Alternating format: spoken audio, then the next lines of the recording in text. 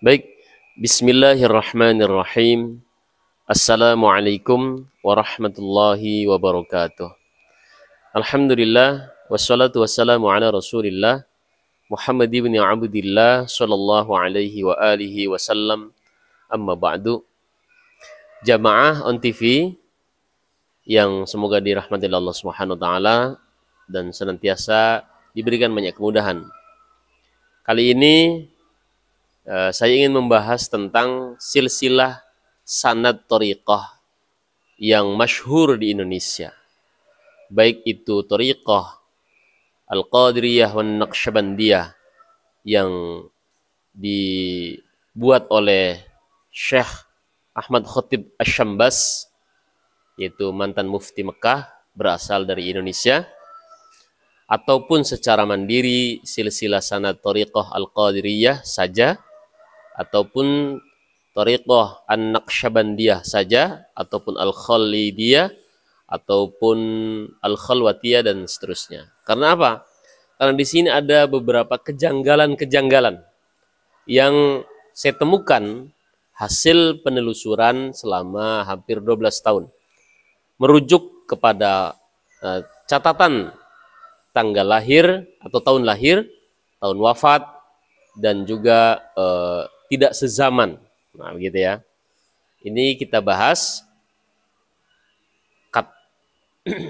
Berikut ini saya berikan contoh, yaitu silsilah sanad thariqah Al-Qadiriyah wan Naqsyabandiyah, Pondok Pesantren Suralaya, yang saya ambil dari situs resminya pesantren TQN Pesantren Suralaya. Di sini pertama dari Allah Subhanahu wa taala turun ke Sayyidina Jibril, Rasulullah SAW, Sayyidina Ali bin Abi Thalib karramallahu wajha, Sayyidina Husain radhiyallahu an, Sayyidina Ali Zainal Abidin As-Sujjad, Muhammad Al-Baqir, Imam Ja'far As-Sadiq, Imam Musa Al-Kazim, sampai di sini ada Imam Arif Al-Qurhi ya, rahimahullah.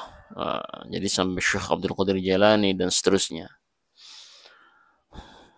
Rekan-rekan semuanya, ini jauh lebih baik sebenarnya dibandingkan sanad thariqah yang lain. Jadi sanad thariqah Al-Qadiriyah wa Naqsyabandiyah yang dikutip, yang dijadikan rujukan oleh pesantren Suralaya, itu diambil dari kitab Fathul Arifin li Syekh Ahmad Khatib Asy-Syambas. Begitu ya. Namun kita akan kritisi beberapa tobaqotnya atau lapisannya. Semisal Abu Sa'id Al-Mahrumi Al-Makhzumi ini. Al-Makhzumi, tapi satu sisi ada tulisan Al-Mahrumi. Saya juga bingung kan. Itu beliau lahir tahun 403 Hijriah, wafat tahun 513 Hijriah. Gitu ya. Sedangkan Syekh Abdul Qadir Jalani itu lahir tahun 470, wafat tahun 561. Kalau kita lihat setiap martabat atau tobaqot dalam thariqah ini, dalam silsilah ini, tidak ada masalah. Namun akan menjadi masalah ketika kita akan buktikan bahwa ini memang benar-benar dari Rasulullah SAW. Karena ini kan sudah menyangkut nama Rasulullah SAW, kan begitu kan? Berarti berlaku di sini yaitu ilmu hadis atau ilmu riwayat dan dirayah, begitu kan? Baik. Di sini dikatakan dari Rasulullah SAW. Ini Rasulullah. Ya, man kadzdzaba alayya, kata Nabi, barang siapa yang berdusta atas namaku, ya, terus dia sengaja muta'ammidan, maka apa hukumannya? Masya Allah, disiapkan maq'adahu finnar, tempat duduk di neraka. Maka berlaku di sini adalah ilmu hadis. Coba dicek. Contoh misalkan Imam Ma'ruf Al-Qurhi, kalau Imam Ja'far As-Sadiq, beliau tidak punya karya tulis. Beliau muridnya banyak, tapi beliau tidak menulis. Tetapi kalau seperti Imam Ma'ruf Al-Qurhi, ini muridnya banyak dan punya banyak karya. Termasuk yang saya tahu itu ada Manaqib Imam Ma'ruf Al-Qurhi yang ditulis oleh Imam Ibnu Qayyim Al-Jauzi, ya kan, oleh Al-Maqdisi. Bahkan uh, Imam Ahmad bin Hambal pernah mengambil riwayat dari Imam Ma'ruf Al-Qurhi. Artinya Imam Ma'ruf Al-Qurhi ini adalah seorang ahli hadis. Nah, jadi kalau saya telusuri, ya, maka tidak akan kita temukan riwayat hadis dari Imam Ma'ruf Al-Qurhi yang mengatasnamakan Rasulullah SAW terkait sanad thariqah yang ini.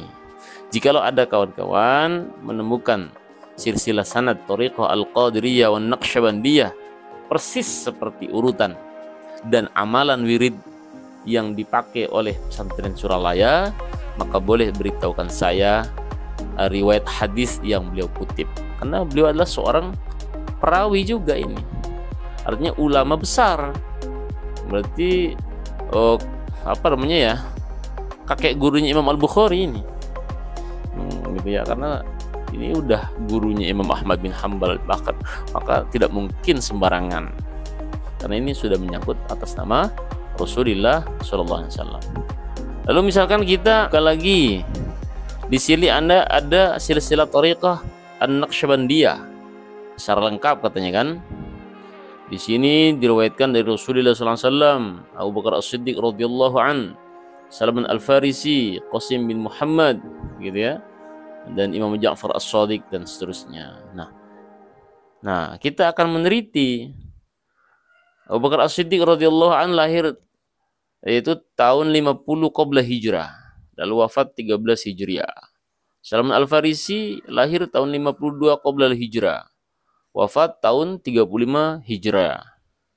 Nah, sedangkan Al-Qasim bin Muhammad bin Abu Bakar lahir tahun 36 hijriyah.